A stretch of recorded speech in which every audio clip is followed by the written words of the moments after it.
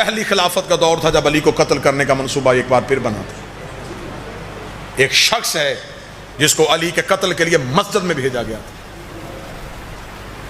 اور اسے علی کو قتل کرنے کا طریقہ وضو کرنے کے بعد مسح میں بتایا گیا تھا.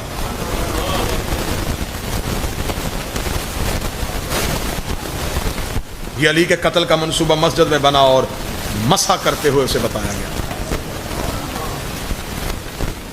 اور جب خوف طاری ہو گیا علی کا، علی کو یوں مصلی پہ دیکھا کہ علی کے چہرے پہ روب جلال، ڈر گئے اور اسے نماز میں سلام پڑھتے ہوئے اسے روک دیا گیا. چہرہ پھیرا اور اسے اشارہ کیا.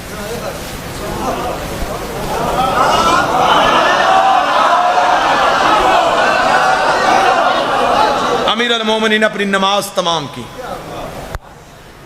ممبر کی عزت کی قسم ہے، علی جس کو قتل کرنے کے لیے بھیجا تھا وہ بڑا سرخیل بنایا تھا اسے، خالد بن ولید کو.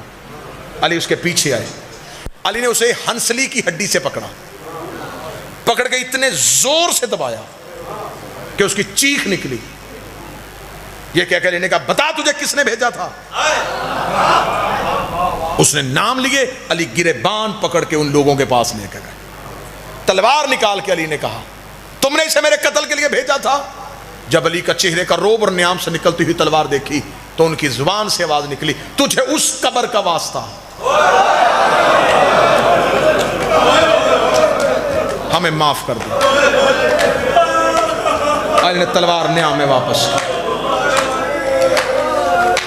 کر کے کہا اگر میرے پاس نبی کی وصیت نہ ہوتی کہ یا علی میرے بعد تلوار نیام میں رکھنا، پھر میں دیکھتا کہ تم علی کو کیسے کمزور سمجھتے. بس علی کی زبان، انہیں نبی کی وہ وصیت پتا تھی کہ نبی کے بعد علی لڑے گا نہیں. یہی تو وجہ ہے کہ مدینے کا ایک یہودی جب امیر المومنین کے گلے میں رسی ڈالی گئی تو اس نے علی کے قدموں میں گر کے کہا مجھے کلمہ پڑھا. علی نے کہا مدینے کب سے آیا ہے؟ اس نے کہا جب تو نے خیبر فتح کیا تھا، میں گھر بار چھوڑ کے مدینے آ گیا تھا. علی نے فرمایا میرے خیبر میں مسلمان نہیں ہوا، آج میری بے بسی پہ ہو رہا ہے. اس نے کہا میں نے تجھے خیبر میں لڑتے دیکھا ہے، میں نے تیری تلوار تیری انگلیوں پہ لہراتی دیکھی ہے، میں نے دروازہ بھی اڑتے ہوئے دیکھا ہے، تب مجھے پتا تھا تو اپنی طاقت دکھا رہا ہے. آج تیری یوں جھکی ہوئی گردن بتا رہی ہے تو خود نہیں چلتا، تجھے کوئی چلا رہا ہے.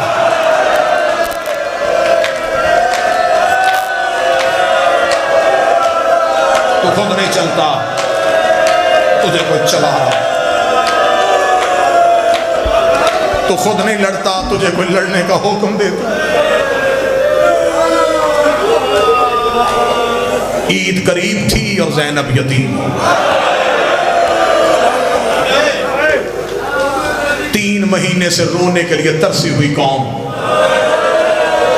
اب پتہ چلا ہے کہ حسین کے ذکر کی قدر کتنی ہے.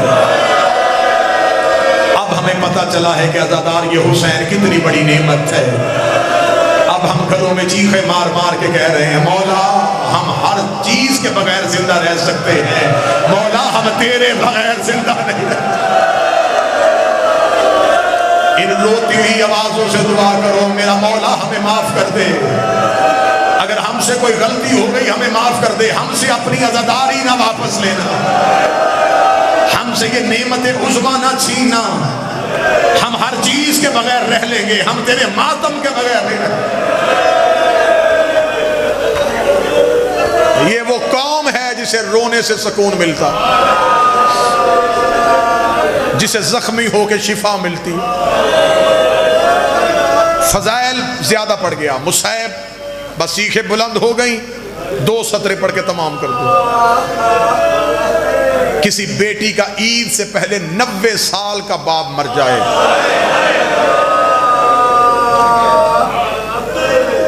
علاقے کے بزرگ نماز عید کے بعد کہتے گھروں کو نہیں جانا، پہلے اس بچی کے گھر جائیں، اس کا باپ مرا ہے.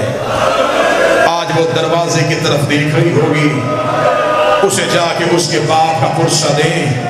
عید والے دن بیٹیاں دروازے کی طرف دیکھتی ہیں، اگر چیخیں اس سے بھی بلند ہو سکے تو کرنا۔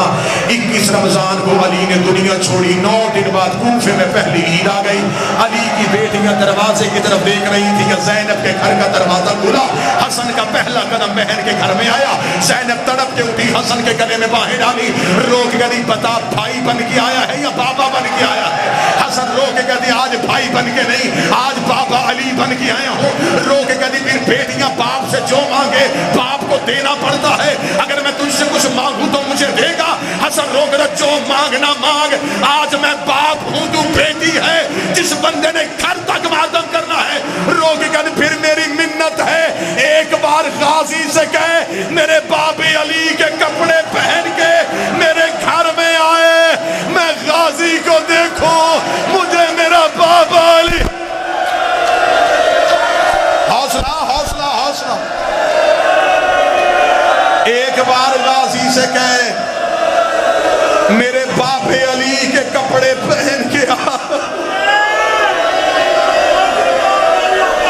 میرے مالک اس ماتم کا صدقہ ہر شیعہ کو اپنی حفاظت میں رکھے۔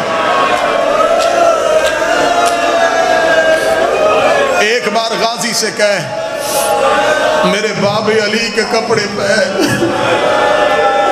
مجھے میرے گھر میں چل کے دکھا، میں چلتا ہوا غازی دیکھوں، مجھے میرا بابا علی یاد آئے۔ شہادت نہیں پڑھ سکوں گا، 2 روایتیں پڑھنا، اللہ میرے بھائی باقر شاہ کی بہن کو حسین کی بہن کے صدقے جنت میں اعلیٰ مقام عطا کرے۔ جتنے بھی آئے ہو میرا مالک، جتنے ذکر میں بیٹھے ہیں، تجھے بی بی کے اجڑنے کا واسطہ، ہر عزادار کو اپنی حفاظت میں رکھنا، میرے مالک ہر جسمانی روحانی بیماری سے بچا کے رکھنا۔ 17 رمضان 40 ہجری، ضربت سے 2 دن پہلے علی نے کوفے کی جامع مسجد میں آخری تقریر کی۔ تقریر کرتے کرتے علی کی آواز، کوفے والو، میں نے کبھی کسی یتیم کو ستایا تو نہیں؟ کوفے کی لوگوں کی آواز آئی، نہیں یا علی، ہم نے تجھ جیسا عادل امام تو دیکھا ہی نہیں۔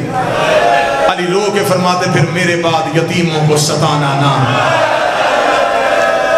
میرے بعد یتیموں سے اچھا سلوک کرنا۔ امیر المومنین نے تقریر ختم کی، مسجد کے صحن کے اندر کوفے کے لوگوں نے علی کو گھیرے میں لے لیا۔ یا علی، آج آپ کی تقریر میں یہ جملہ کیوں آیا؟ علی رو کے فرماتے اس کی وضاحت میں مسجد میں نہیں کر سکتا، ایسے کرنا شام کو اپنی عورتوں کو میرے گھر بھیجنا۔ کوفے کے لوگوں نے اپنے گھر جا کے اپنی پردہ دار اپنی عورتوں سے کہا آج علی نے تقریر کی ہے۔ آج علی رو رہے تھے، آج علی کے چہرے پہ روب نہیں تھا، آج علی کی سسکیاں نکل رہی تھی، اللہ جانے ہمارا مولا رویا کیوں ہے۔ ہم علی نے کہا ہے کہ اپنی عورتوں کو بھیجنا۔ کوفے کی عورتیں سروں پہ چادریں لے کے علی کے گھر کی طرف دوڑی، علی دروازے میں بیٹھ گئے، علی نے گھر کا دروازہ کھولا، ایک ایک کوفے کی عورت علی کے قریب سے گزر دی گئی، علی کا گھر کوفے کی عورتوں سے کھچا کھچ بھر گیا۔ جب علی کا شہر بھر گیا، علی نے اپنے گھر کا دروازہ بند کیا، دروازہ بند گیا، فضہ پہن، فضہ کی آواز ہے جی مولا، فرمائے چراغ روشن کر۔ فضہ نے چراغ روشن کیا، علی کی آواز ہے فضہ میری زینب کے حجرے کے قریب آ۔ فضہ بی بی کے حجرے کے قریب آئی، علی نے اپنا چہرہ دیوار کی طرف کیا، رو کی آواز ہے میرے زینب کے حجرے کا پردہ ہٹا، کوئی سید مجمع میں بیٹھا ہے مجھے معاف کر دینا۔ فضہ نے زینب کے پردہ ہٹایا، علی کی آواز ہے فضہ چراغ زینب کے چہرے کے قریب کر۔ فضہ نے چراغ ہتھیلی پہ رکھا، کانپتے ہوئے ہاتھوں سے چراغ زینب کے چہرے کے قریب کیا، علی نے دیوار پہ سر مارا، آواز آئی زینب ایک بار اپنی چادر ہٹا۔ زینب نے چادر ہٹائی، علی کی آواز آئی کوفے کی عورتوں اس کا چہرہ پہچان لو، یہ میری بیٹی زینب ہے، اگر یہ کوفے آئے اسے پتھر نہ مارنا، اس کا تماشا نہ دیکھنا، یہ میری لاڈ والی بیٹی۔ اللہ لعنت اللہ علیہ